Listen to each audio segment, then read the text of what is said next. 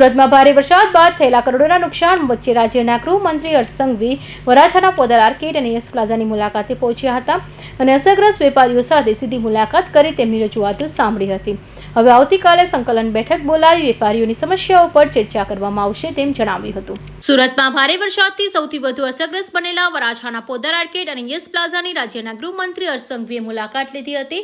પાણી ભરાવાને કારણે મોબાઈલ અને કોમ્પ્યુટર માર્કેટના કરોડો રૂપિયાના નુકસાન થતા વેપારીઓમાં ભારે રોષ જોવા મળી રહ્યો છે.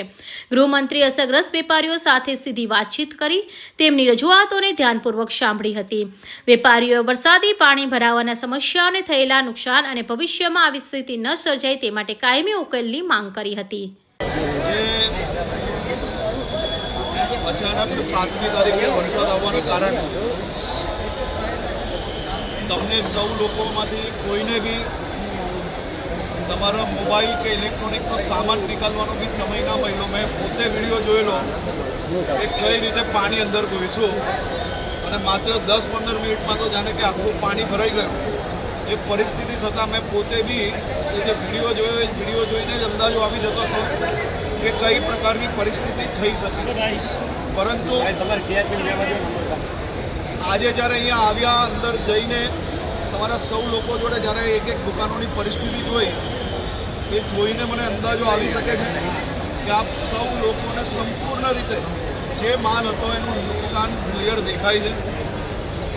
હાલમાં તમે સૌ લોકો જે કોઈ સામગ્રી નિકાલો કે નુકસાન થયું હોય તેનો એક મોબાઈલથી બી વિડીયોગ્રાફી બધી લઈ રાખજો.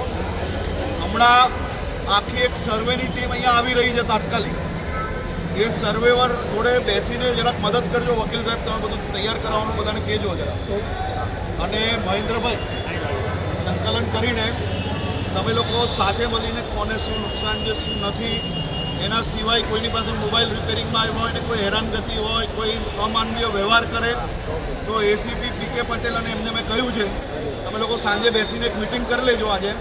અને કાલે તમને પાછા કલેક્ટર ઓફિસ તમારામાંથી 5 જણ મહેન્દ્રભાઈ અને બીજા આગેવાનો જોડે કલેક્ટર ઓફિસમાં બોલાવશે. હું પોતે ત્યાં બેસીશ અને આપણે લોકો શું કરી શકીએ એની વ્યવસ્થા કાલે બેસીને કરશું. હાલમાં તમે કોઈ બી આ ઇલેક્ટ્રિસિટી કે લાઇન ચાલુ થઈ જાય એવો ભૂલથી બી કોઈ કામ કરતા નહીં.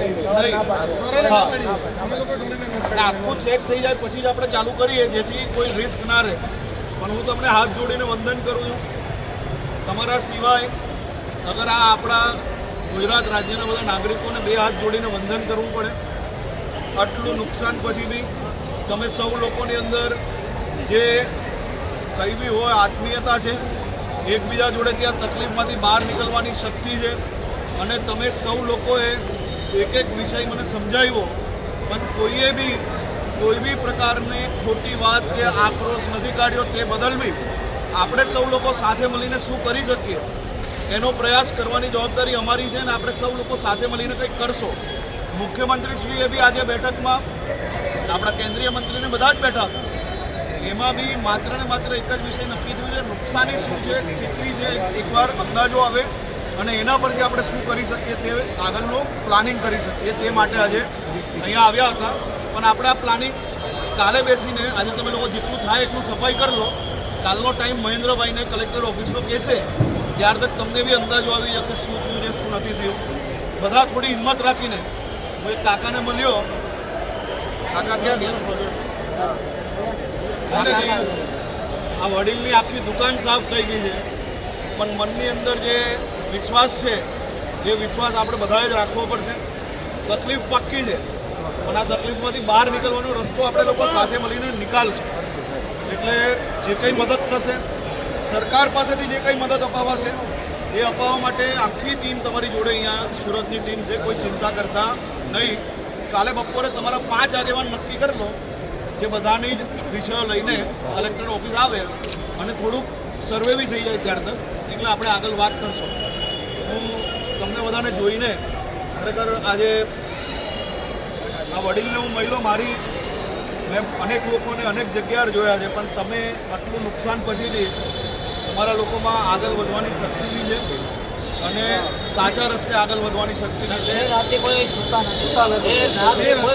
એટલે એના સિવાયની જે મદદ છે પુલ નહીં તો પુલની પાખડી પણ તમે એકલા નહીં હશો, સાથે સરકાર ઊભી રહેશે, એ મારી જવાબદારી છે. અમે સાથે મળીને કરાવો.